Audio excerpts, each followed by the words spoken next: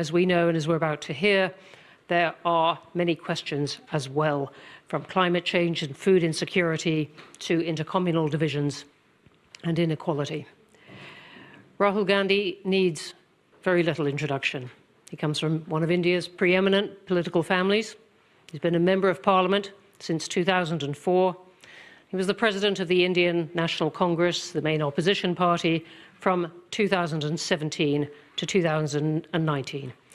He comes to the UK having recently completed a 4,000-kilometre walk across India to listen to the concerns of voters in the world's biggest democracy. Very glad to have you here today. Thank you. Thank you. Thanks, Bronwyn, and thanks, Mr. Gandhi, for joining us today, and thank you all for arriving so promptly. Just a reminder before we get going that we are in Chatham House, but this event is on the record. It's not being held under the Chatham House rule, and it is being live streamed as well. If you're watching on Zoom and you want to ask a question, please put it in the Q&A box, and I will save plenty of time in the room as well to take your questions later on. But for now, let's just get straight on with the Q&A, Mr. Gandhi, and maybe we can start with your walk across India. I think it was called the Bharat Jodo Yatra, right? Is that the Unite India March? Or is that the correct translation? You walked 4,000 kilometers through 14 states, I think 146 days. You only finished in January. So why didn't you start by telling us why you did this walk and what you learned? Well, thank you. Thank you for having me here. It's an honor for me to be here. Thank you for coming. When I joined politics, 2004, the democratic contest in India used to be between political parties. And I had never imagined at that time that the nature of the contest would change completely. It was. I mean, if you had even told me at that time, I would have said that it was a ridiculous thing to say. But the nature of the democratic contest in India has completely changed, and the reason it's changed is because one organization called the RSS, fundamentalist fascist organization, has basically captured pretty much all of India's institutions. And maybe for those who don't know, can you explain what the RSS is? RSS is you can call it a secret society.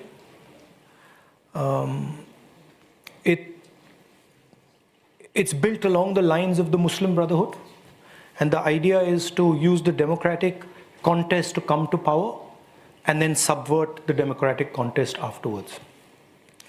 And it shocked me at how successful they've been at capturing the different institutions of our country.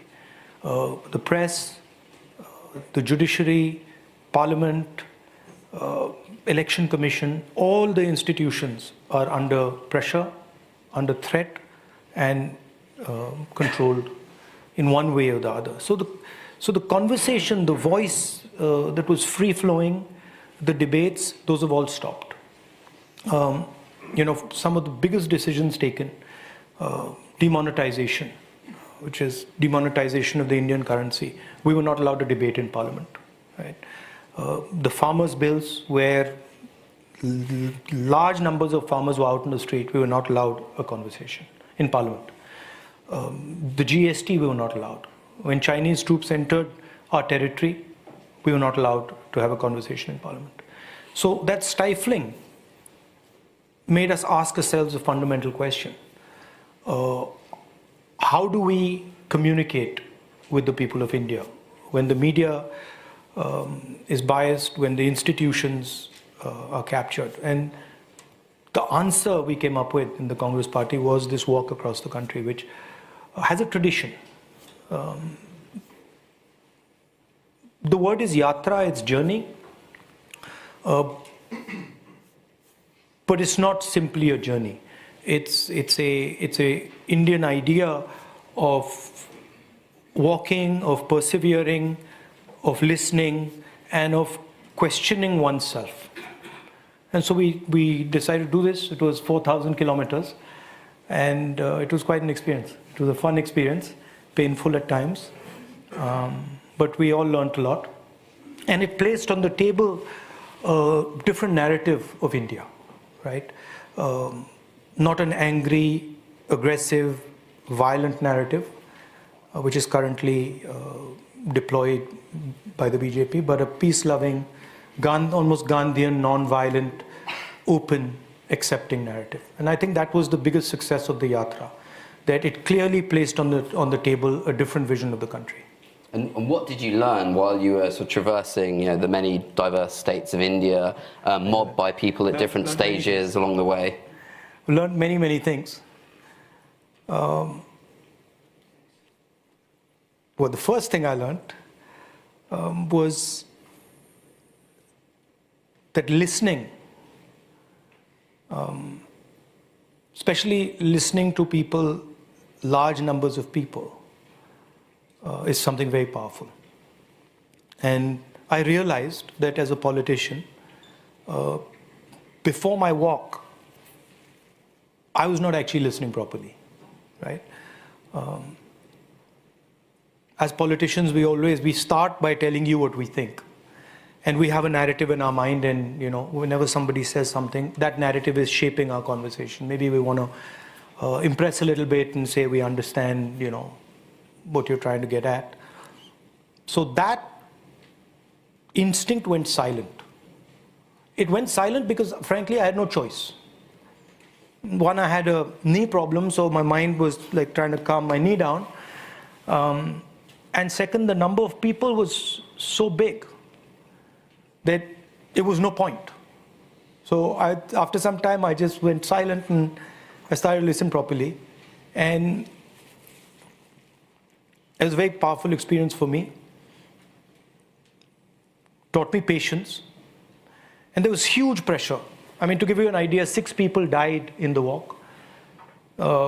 Many people broke their legs, arms, because there's huge pressure of people. There were thousands, at times 50, 100,000 people walking. So it was a physical experience.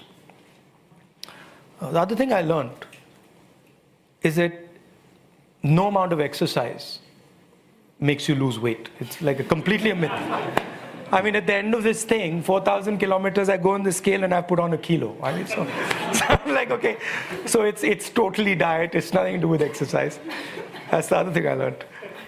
Yeah. And how has the walk been received politically? I mean, obviously, you did it for the reasons you said, but you're also a politician. You're seeking to win public support. There are national elections coming up in India. What's your sense in terms of how it's been received in terms of your own political position and Congress's position in India?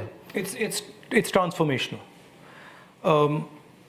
It's transformational, certainly for the party, because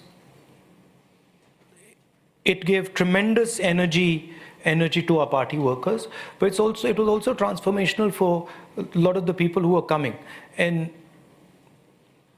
the powerful thing about it was the physical contact and the scale of the physical contact. And it was something, I've been to thousands of meetings, public meetings, conversations like this. It's a completely different thing. Because when you're walking, and you're walking with, say, a farmer, or you're walking with a young woman, there's a struggle going on. Particularly if you're walking 25, 30 kilometers a day, there's a struggle going on. And you sort of are jointly going through that thing, right? So it's a completely different conversation that happens. The other thing I did, which I think helped a lot, was right in the beginning, I got the guys I work with and I said, look, what is my responsibility here? What is mine and your responsibility here? We are walking 4,000 kilometers, and that's all fine. But what is it that we will not accept in this walk? And I told them that, look, what I want, and there was a rope there. So I don't know if you saw, did you see the video? You didn't see the video? Yeah, I've seen it. Yeah, so there's a rope there, and there's quite a lot of security around the rope. So I told the guys that, look, whoever comes into this area to talk to us, and there were 125 of us walking, so it wasn't just me. I was in front, but there was 125, and these conversations were going on with everybody. And I said, look, whoever comes in, he doesn't matter who he is, who she is, that person's got to feel at home, right? And the feeling I want us to generate is that when they leave this place, they feel that they've left home. So in my mind, it was not a political exercise. In my mind, it was a personal exercise where I was welcoming people like into this room and giving them a space to feel comfortable and talk, and also making it a personal talk, not a political talk. And we were successful at doing that because there was a lot of pressure, security people pushing and pulling. And so we created this sort of cocoon there where anybody came in, felt comfortable. And then some magic started to happen. Because the moment they started to see this, that there's this connection in the 21st century where, you know, we're not going through the WhatsApp or we're not going through Facebook and all that. And there's this gentleman who's come here and these people who've come here and they're talking to us. Then the nature of the conversation changed completely. And most shocking conversations started to happen. Like the most personal things suddenly people were discussing with a stranger, really. You know? So it became almost like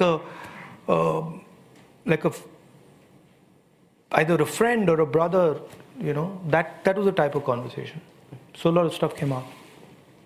And you've talked a lot previously about the attacks on democracy in India, at a time when I guess there's a sense that globally democracy is under pressure. I mean, do you see any linkages there? Do you think there is some sort of global shift against democracy that's affecting or partly driving what's been happening in India? Or do you see the challenges in India as being pretty endogenous to India's particular political environment? They're linked for sure, but each country has its own history, its own philosophy, its own way of thinking about these things.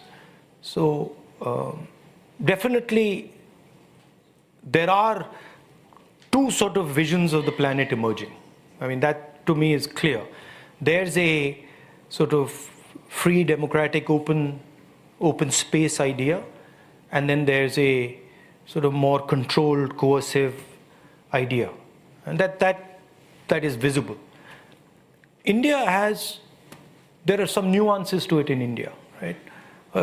First of all, it's not a battle between political parties anymore.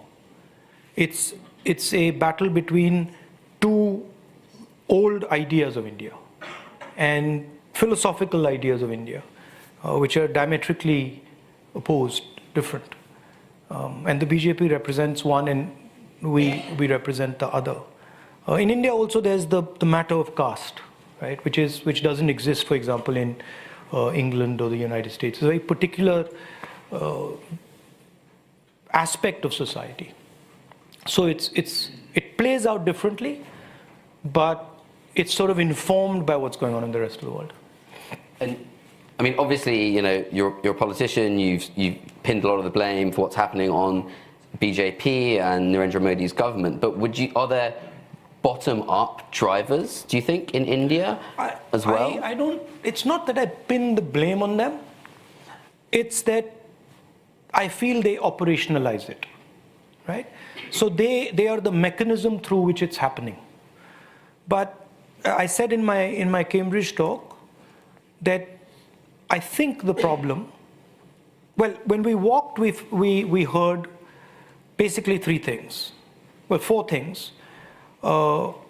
Unemployment, price rise, inequality, and violence against women. Those are the broad themes that came out. But the real problem is the unemployment problem, right? And that's generating a lot of anger and a lot of fear.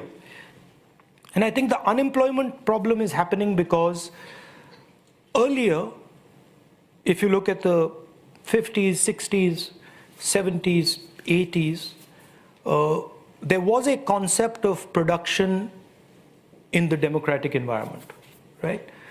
Countries like Britain, countries like India, America, they produce things, and there was manufacturing, there was production going on.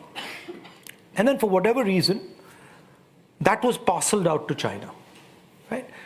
And today we live in a world where there is a production model in the coercive environment, but there is no production model in the democratic environment.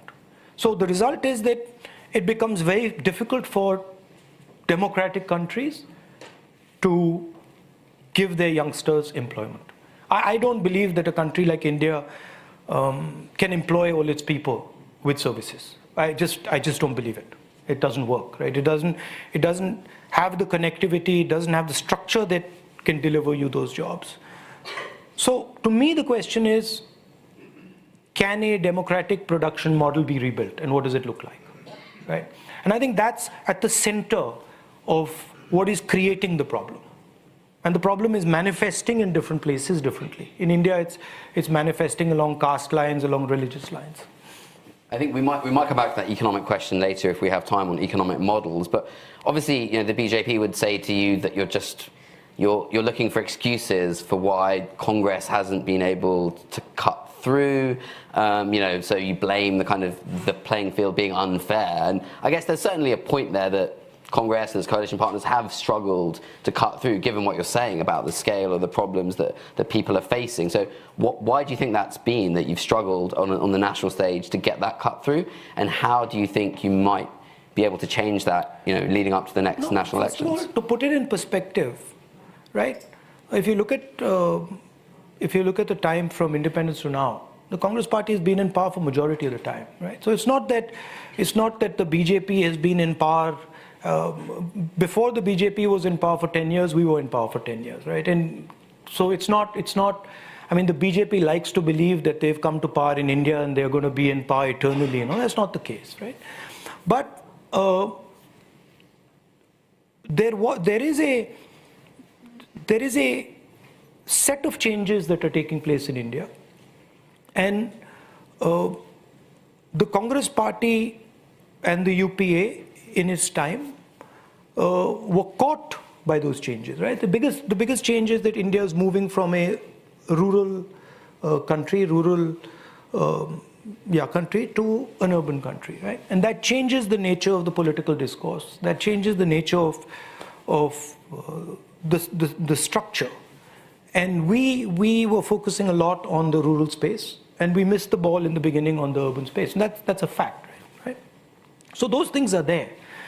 But to say that now the BJP is in power and the Congress is gone, I mean that's actually a ridiculous idea. And as far as the coercion, the violence that is concerned, it's not the Congress that's saying it.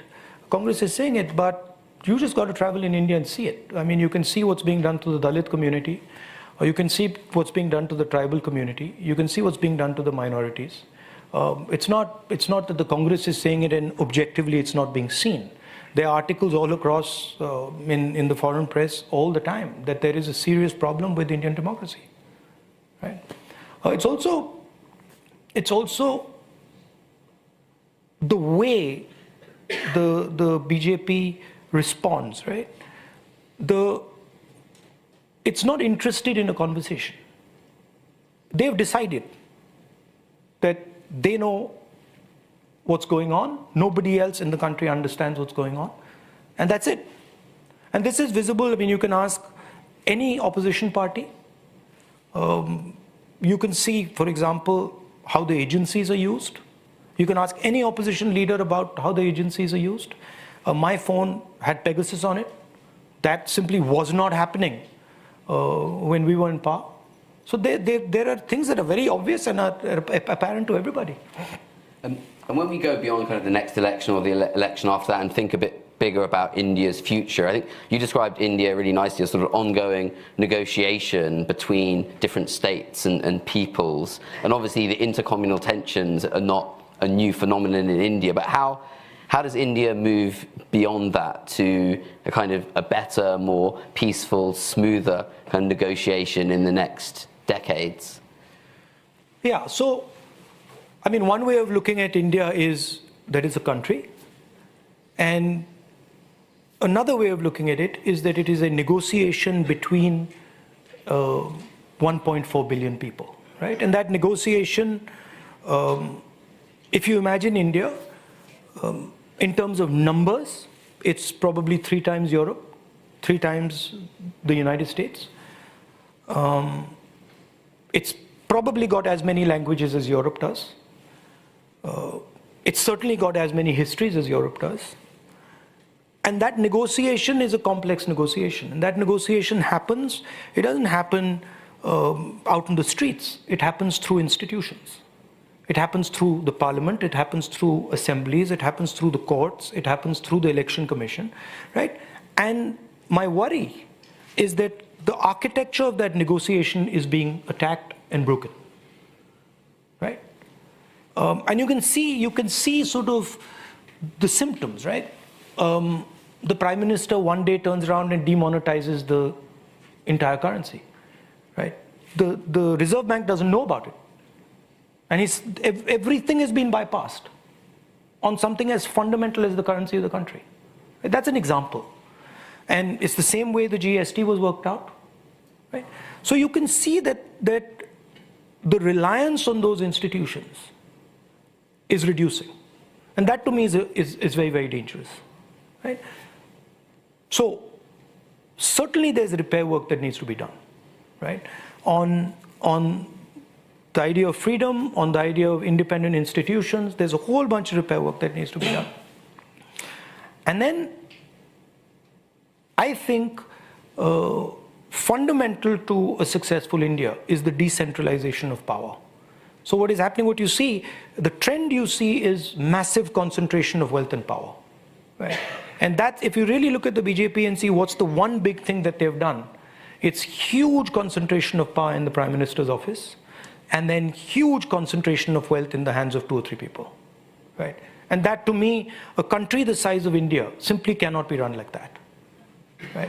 So that, to me, the decentralization, supporting small and medium businesses, starting or reimagining production, manufacturing in a modern way, in a decentralized way, in a technological way. And I think their linkages between the West and India are critical. I want to pivot a bit here to foreign policy and start with India and China. And I know you're a keen follower of China, and obviously in the last few years we've seen these flare-ups at the border seemingly driven by China. There was a trajectory previously where Xi Jinping and Modi seemed to be getting on well. They had their sort of tea meeting in Wuhan. Why do you think in the last few years Beijing has decided to antagonize India? Because it seems to have really pushed India towards the West. Antagonize is sort of a benign word. I mean, they're sitting on 2,000 square kilometers of our territory, right? I mean, I don't know, that antagonize doesn't quite capture it, right? No? I mean, yeah, it doesn't quite capture it. And the interesting thing is that when they did it, our Prime Minister said, in a meeting with the opposition where I was there, that not a single inch of Indian territory has been taken, right? Now, what message does that send to the Chinese, right?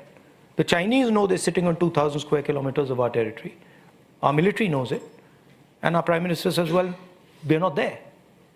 So it encourages them, right? So that's one aspect of the problem. As a country, our ethos and our DNA is democratic, right? I mean, there's the book, The Argumentative Indian, by Mr. Amartya Sen. We just like to talk and, spend a lot of time talking and discussing things. And that's the way we build consensus, because it's very complex. And so we in the Congress are pretty clear that whatever is going to be built, whatever is going to happen, has to be in a democratic, in a open structure. And that, of course, that's not China, right?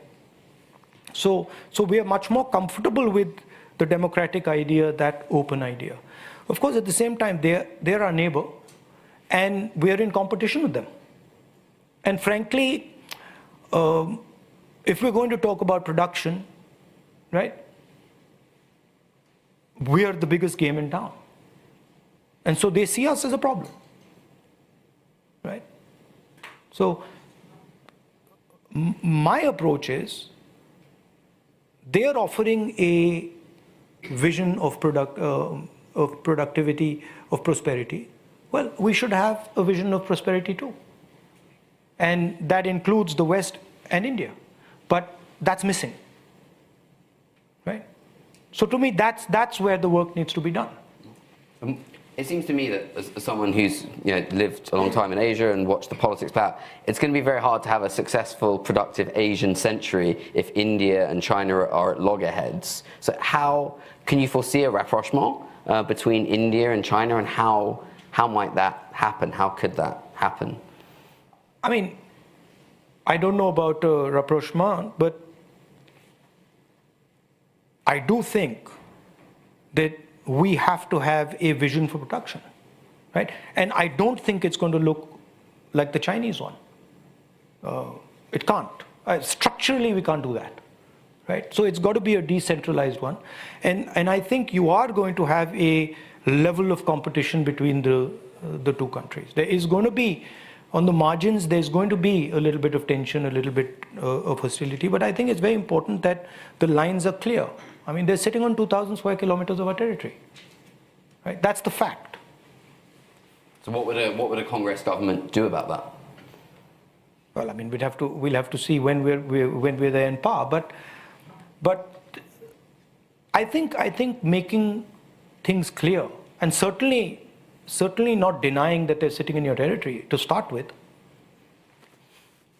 And so you spoke earlier about sort of different visions of the world, and I guess a US-led vision you were implying, and maybe a China-led one. But what would an India-led world look like? Is it very similar to the sort of Western democratic ideals? Is it something very different? I don't quite like the word led, right? I think it's a joint effort, right? And I think there are components that the United States has, there are components that Britain has, there are components that India has, and they're valuable, right? So I think I don't like the idea that that's being led by that person, this is being led by that person. I like the idea of a bridge. So how can we imagine a bridge of prosperity between these systems and these ideas, where we have a role to play, we bring a lot to the table, you bring a lot to the table, right? And let's have a conversation about what those things are and how we can put it into practice, right? Yeah, I think the world is, in the 21st century, is connected enough where the word led is problematic. So is it then that you're envisaging some more sort of more multipolar order where? No, of course, the United States is more powerful, right? So one cannot deny that the United States is powerful, but everybody is required. You can't in the 21st century say we're going to exclude you. That's not a possibility. So now, what would the Indian elements of that bridge look like? A successful, in my view, it would invoke the ideas of Mahatma Gandhi. It would be non-violent. It would be sensitive. It would stand for some of those values, which India is very good at doing. It would respect other cultures. It would not be aggressive. It would try to listen to other perspectives. We're good at doing that. I mean, we have, in our philosophical structure, we have these ideas. We have this idea called shunyata, right? Zero, non-existence. So that can absorb everything. So those are the type of ideas that I would say that India brings to the table. And I want to ask about Ukraine, because it's obviously a massive issue in Europe. I think by and large Congress has supported, if I'm right in this, the Modi government's position of neutrality at the UN when it comes to the war in Ukraine. I mean, how do you think that stands with India's position as a democracy and wanting to provide democratic leadership and upholding, the ideals of freedom and sovereignty? I mean, I would agree with the foreign policy on that issue, and there's also an element of national interest.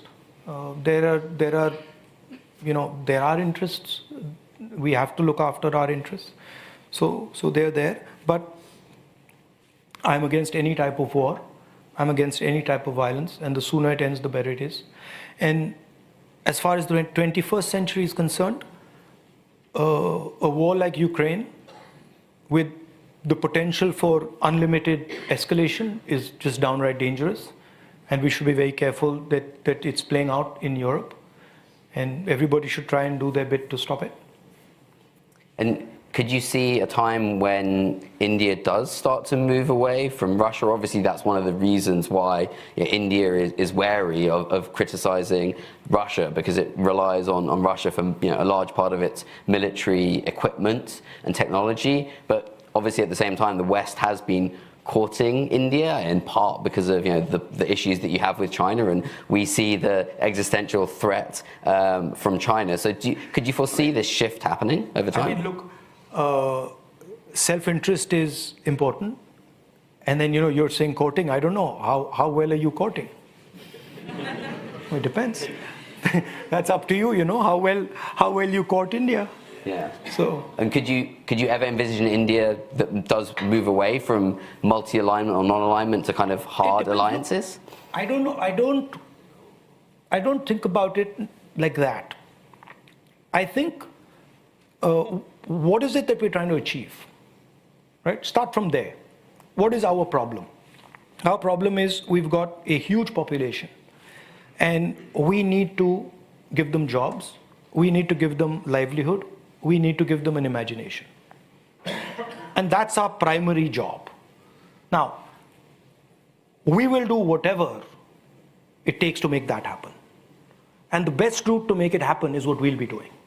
We're not going to do anything that will damage the aspirations of our own people. We're not going to do something that is going to, damage their employment prospects. So every country looks at itself, looks at the problems it's trying to solve, and then works from there, right?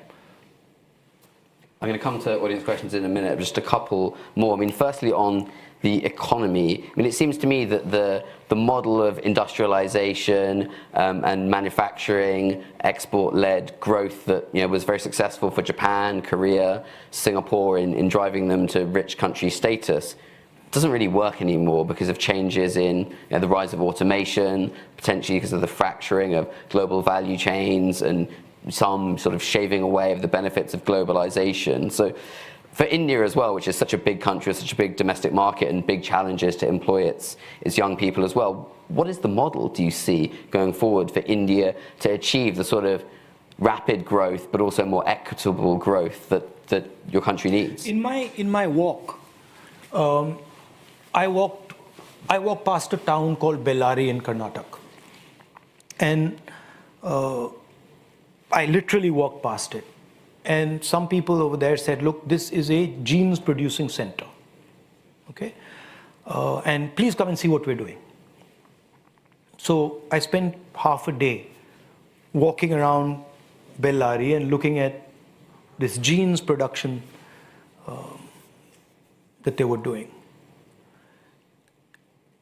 It used to employ 5 lakh people. So 5 lakh is 500,000, right? Today it employs 40,000 people. Right? It's essentially a network of skill, right? Whenever you walk in there, there are people who have huge amount of skill sitting there, and they're doing nothing, right? And then make that accessible to people, right? And those centers exist all across India. There's Bellary, Moradabad, everywhere.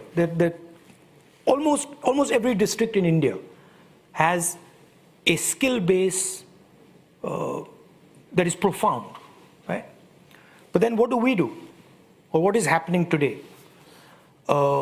Huge concentration of wealth, huge concentration, complete control of the banking system by 3 or 4 large industrialists, and the skills just lying there wasting away. Those 4.5 lakh people today are unemployed, right? That Bellary itself, if it's aligned properly, if the banking system is made accessible to them, if you inject technology into that skill space, that thing, you'll be able to produce 1 million jobs there, right? So I don't agree that manufacturing per se is dead, right? I look at it by saying, okay, here is the skill. What do we need now to make sure that this skill translates into jobs, right? And then there are different areas. I'm not saying that there is no space for large business. Absolutely there is space for large business. But the level of monopolization that is taking place today is seriously problematic. It's problematic if you want to transform, if you want to give Indian people jobs. It's problematic if you want to have a productive vision for the country, right? So also, there's a huge scope for agriculture, right? Building a cold chain, modernizing the agricultural system. It's huge potential. It's wasted right now. So those are the type of things that one would look at. Last question I have before I go to questions from the floor and online. You talked a lot on this trip and probably before as well about listening, and I agree with you, listening is an underrated quality in politics and diplomacy where most people prefer talking. So given we've got you here and we're all keen to listen, and you've been in the UK I think for a week or so now, what do you think we in the UK get most wrong about India? What don't we see that we should know to better understand India?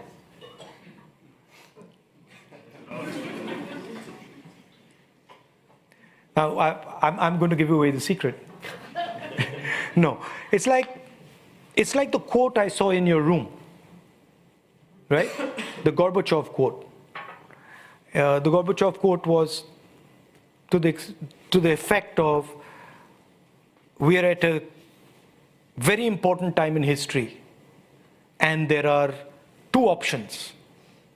One option is this one, and the other option is this one. That's just not how the Indian mind sees the world, right? The Indian mind just does not see the world in a binary way. So for the Indian person, number one, we are not at a critical point in history, right? And number 2, there's thousands of options standing right in front of us, right? That's just how the Indian mind works. And it translates, if you just go to Delhi, and you look at the street, and you look at the lanes, you'll see Indian drivers making their way through this thing, right? They'll go this way, they'll go that way. Now, that looks like chaos, right? But in the 21st century, that chaos is very powerful. But that chaos has to be managed effectively. Thanks. That's a very good answer. Okay, I'll tell you something else. Yeah. If you can, this is a concept that's difficult. And I'll try it.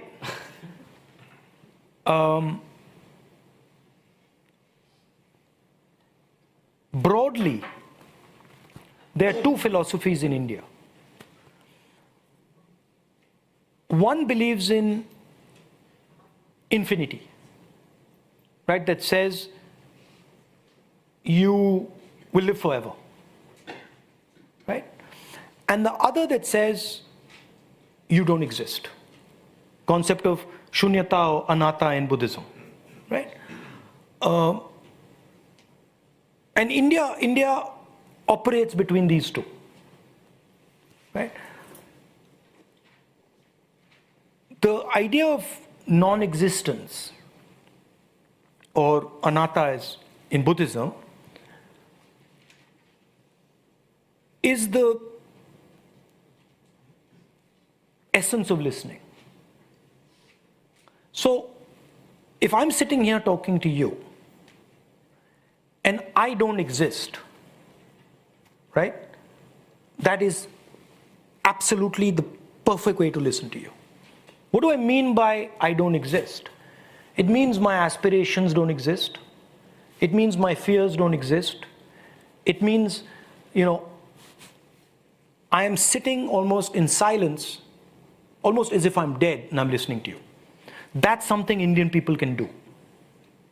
It's a very powerful thing, right? And if you look at our, so to speak, the grandmasters, people like Gandhi, that's actually what they're doing, right?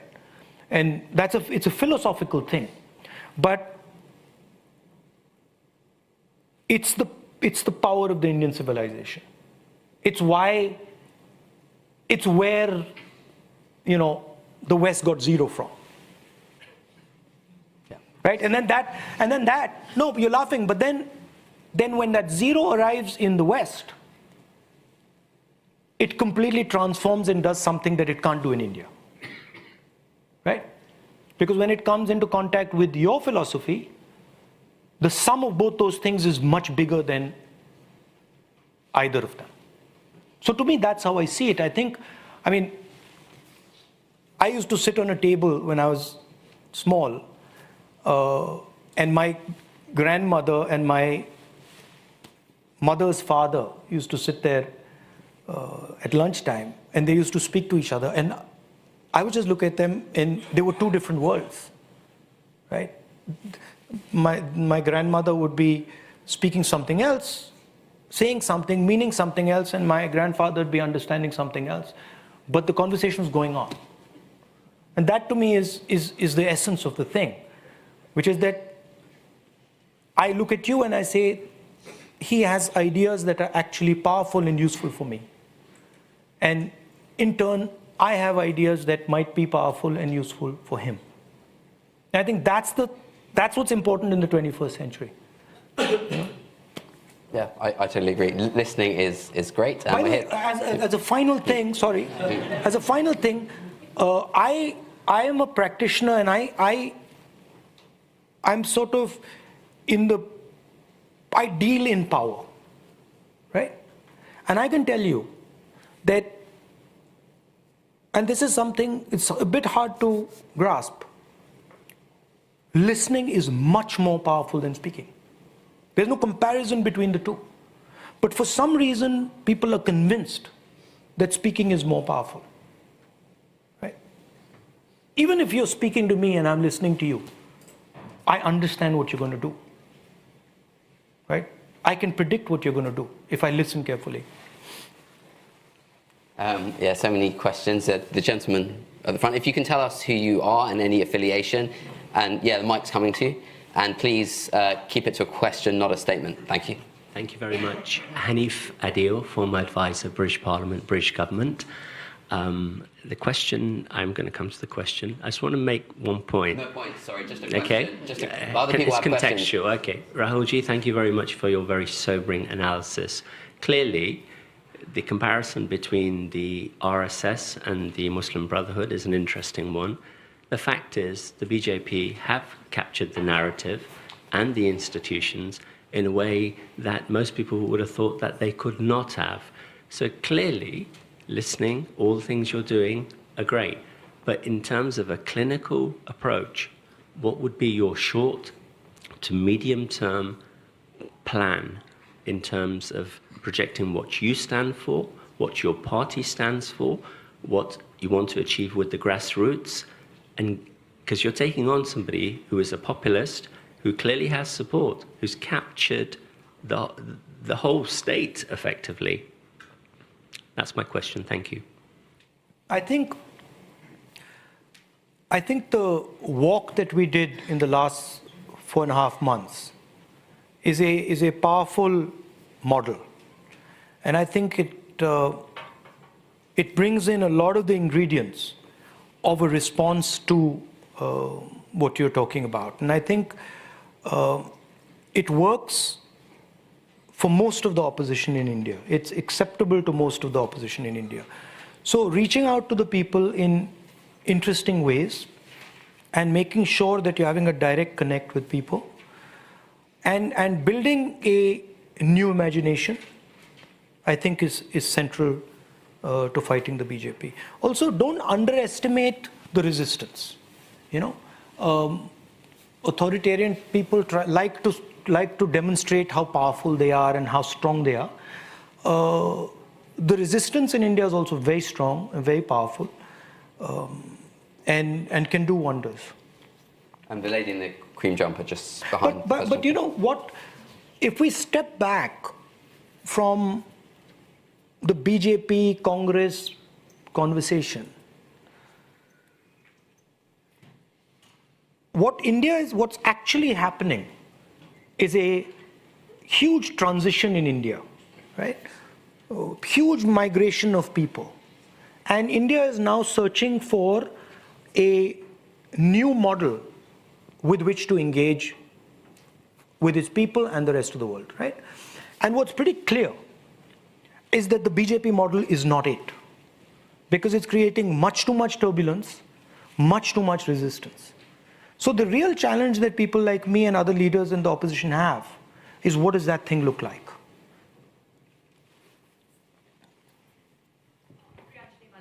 Mr. Gandhi, thank you for your candor and your plain speaking. You've spoken about democracy in trouble. You spoke about it just now, you spoke about it yesterday, and you expressed some surprise at the fact that Western European countries don't seem to have noticed that large chunks of democracy were falling away. So here's my question, two-parter. One, what are you, the Congress Party, but you also the opposition, planning to do about this? And part two, what would you like London, Paris, Berlin, all the other capitals, the governments and the people to do about this? No, look, first of all, it's our problem, right? It's an internal problem. It's an Indian problem. And the solution is going to come from inside. It's not going to come from outside. However, the scale of Indian democracy means that democracy in India is a global public good, right? It impacts way further than our boundaries. If Indian democracy collapses, in my view, democracy on the planet suffers a very serious, possibly fatal blow. So it's important for you too. It's not just important for us. We'll deal with our problem. But you must be aware that this problem is going to play out at a global scale. It's not just going to play out in India, right? And what you do about it is, of course, up to you. But you must be aware that in what is happening in India, the idea of a democratic model is being attacked and threatened. I'm going to ask an online question, quite a pointed one, from Saeed Badrul Ahsan, who says, would Mr. Gandhi agree that dynastic politics has by and large impeded the growth of democracy in South Asia, in India, Pakistan and Bangladesh? I mean, I think impeded the growth of politics. Of democracy in South Asia. No, I think the structures that are playing out and are impeding democracy are much more structural and way beyond dynastic politics. I mean. Okay, gentleman at the front here. Thank you. Hi, Rahul. I had a question around China. Tell us who you are, sorry. Sorry, my name is Bharat. I'm from Rio Tinto. And Bharat. Bharat, yes. The question I had was around China. I think you're on record saying that this government doesn't quite understand the nature of the risk that China poses. And I'm just curious to understand what, in your estimation, is exactly the nature of that risk. And fundamentally, what are these guys not getting? Thank you. If you look at what has happened in Ukraine, right? The basic principle of Ukraine, the basic principle that has been applied in Ukraine is that the Russians have told the Ukrainians that we do not accept the relationship you have with Europe and America. And if you do not change this relationship, we will change your territory. We will challenge your territorial integrity, right? In my view, that is what is happening on the borders of my country. What China is threatening, China does not want us to have a relationship with the United States. And it is threatening us by saying, if you continue to have this relationship with the United States, we will take action. And that's why they've got troops in Ladakh, and that's why they've got troops in Arunachal Pradesh. So in my view, the basic idea behind the troops in Arunachal and Ladakh is similar to what is happening in Ukraine. I mentioned this to the foreign minister. He completely disagrees with me, and he thinks this is a ludicrous idea. It's fine. We have a difference of opinion. Yeah, the lady in the third row in brown jumper. Hello, thank you very much. Yes, no, it's me. Thank you very much. My name is Malini Mehra, and I run an international parliamentary organization that works on climate change. But my question is raised to you as a citizen of India. There are many of us in the international diaspora. There are something more than 20 million Indians in the international diaspora. You spoke about the need for India to address these issues by itself, not within its own borders, because you have the international diaspora. And many people like myself no longer... Sorry, which issues? The environmental issues? No, the issues facing India, the democratic despair that the country is in. So here is my question. And I ask it as someone who is one of possibly millions who no longer recognizes the country that they were born and raised in. And we would like to know what your message is. Is that a bad thing or a good thing? What do you think? No, I'm asking you. Why am I here? I don't know. I'm here because I am feeling wretched about the state of my country. Yeah. Absolutely wretched. My father was an RSS man, proudly so. He would not recognize the country, bless his soul. So for those of us who are outside of India, how can we engage? How can we re-empower our democracy? 20 years ago, I worked with Professor Amartya Sen. And Amartya didn't let go of his passport. I'm not getting rid of my passport, and I want to know what can we do to reanimate our democratic institutions. Well, I like your energy. It's very important. It's very important. And it goes to the point of the resistance. You see, the resistance is sitting here.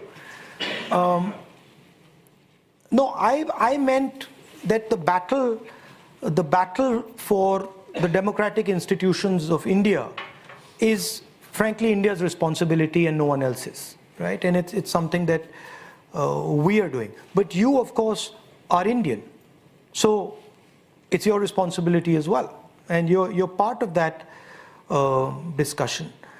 I think when you express yourself, I think what you said about your father being in the RSS and about him not recognizing our country in this conversation itself is a very powerful thing. Because for me to say it, people might feel, he's fighting the RSS, he's fighting the BJP, he might be biased, right? But for you to say it, it has a totally different impact. So you're by expressing yourself and by making your position clear, you're already helping in a big way, right? I think by telling people the values that you stand for, the values that are Indian and that you protect, by telling everybody in the rest of the world that India needs to go back to those values, you're doing the service. So thank you. I'm going to go to a question right at the back. The gentleman in the corner in the glasses, just behind the door. Thank you. And then I'm going to come to this side next. Hi, my name is Shoaib. I'm just a keen follower of the Indian politics. First of all, Rahul, thank you very much for giving someone else the opportunity to become the president in your party. And the second question is, do you think to implement your philosophy and your vision of the Indian politics, probably you need to win the elections. And to win that elections, you need to defeat BJP. But do you think with Mr. Kharge as a party president, you are well equipped to defeat BJP in the next elections? Look, Mr. Kharge was elected as president in a election that took place in the Congress party, and he is the president of the Congress party. We're all working together to fight the BJP, and I'm extremely confident in Mr. Kharge's capabilities and his expertise. I don't know if you know his history. Do you know his history? I mean, he was a Congress worker. He's been a Congress worker for many years, and he's come up the ranks, and he's an extremely capable, dynamic person. So I'm very confident in his leadership. I'm going to come over here. Maybe the gentleman at the front in the hoodie. Hi, I'm Sriram. I'm a Chatham House member. I just wanted to ask you, is there any type of new policy like how Jawaharlal Nehru ji introduced the non-alignment movement policy? Is there any changes that you want to introduce in the Indian foreign policy? As I said, the principle of foreign policy is unfortunately self-interest, right? And any Indian government would pay attention to that. So in answering that question, the first step is what is important to us as a country, right? What are we trying to do? And what we're trying to do is, we were a rural country and we are making a transition into an urban country. And this transition has a huge amount of energy, right? Potential for violence, but also potential for prosperity, potential for transformation. And we're trying to manage this energy as it's moving, right? If you look at our policies, or the UPA policies, they were all about trying to manage this transition from a rural to an urban connected country, right? So our foreign policy will follow that idea, right? Our foreign policy will reflect that, right? What would we like to do? We would like to build a society that's productive, a society that allows our people to have an imagination, to live happily, to be educated, to have a certain amount of health care. Those are things that's what our imagination is. And our foreign policy will align with that. I've got a question online about climate change from Arita Segal, who says, what is your vision on decarbonizing India when China controls so much of the supply chain, I guess, for renewable energy? See, I mean, on the climate change issue, interesting thing I noticed in the walk was that pretty much everywhere we went, they were speaking about climate change, but they were speaking about it locally. So they were saying, look, it's terribly polluted, the water is very bad, it's got fluoride in it. But they were not making the connection between their local problem and the global problem, right? So I was thinking that it's important in India that we start to push that idea that this local problem is connected to the global problem. So that's one aspect of the yatra that came out. On, what is the vision for carbon? These things are not things that one person visualizes and suddenly says, this is my vision for carbon. I mean, that would be insanity, right? The way to do it is you have a conversation with people, you have a conversation with stakeholders, and you say, okay, so what is the best way forward? And that's an evolving conversation. A lot of people they think that leadership is about, sitting there and just coming up with these ideas, and it doesn't work like that. It's about talking to people, understanding, what the best, most optimal outcome is, and then heading slowly in that direction. Yeah. Gentleman here in glasses, at the third row, in the middle block. Thank you. My name is Zaid Haroun, and I'm just a member here. But I wanted to ask you I know there were a lot of conversations about the narrative being taken over by BJP and RSS views, and we spoke about the challenges China brings about. But I wanted to ask you, would your views or Congress views differ from BJP's on Pakistan, and if there's any difference? I mean, my personal view is that it's important that we have good relations with everybody around us, right? But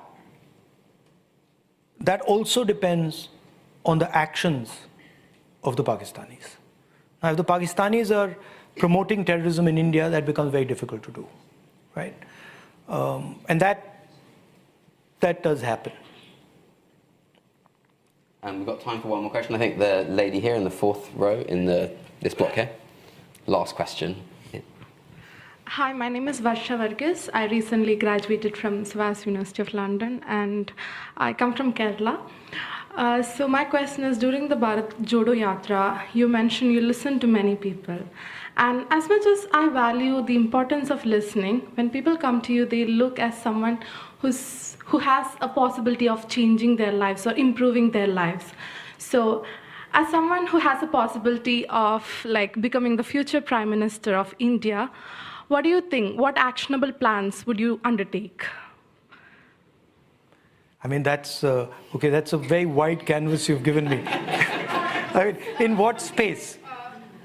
This is something I could possibly improve, or this is something that I should do if there is an incident that has touched you or anything. In the yatra? Yeah.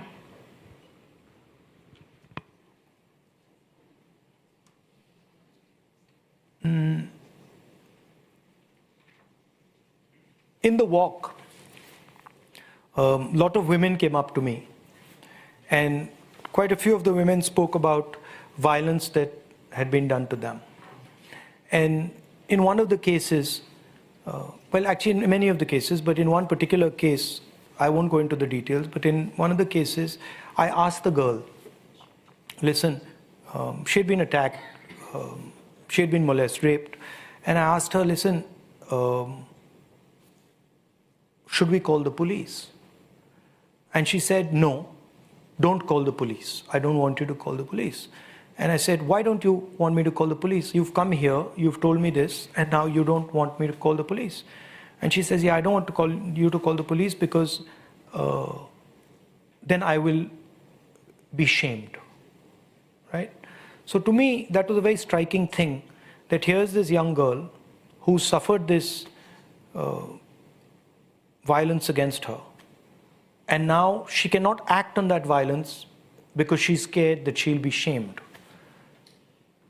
So I was thinking to myself, this poor girl is now going to live the rest of her life never telling anybody this.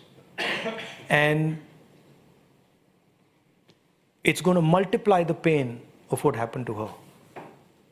So that is something I think I would like to change, that the violence, the level of violence against women reduces, and particularly this idea that of shame, which is completely a ridiculous idea, is changed.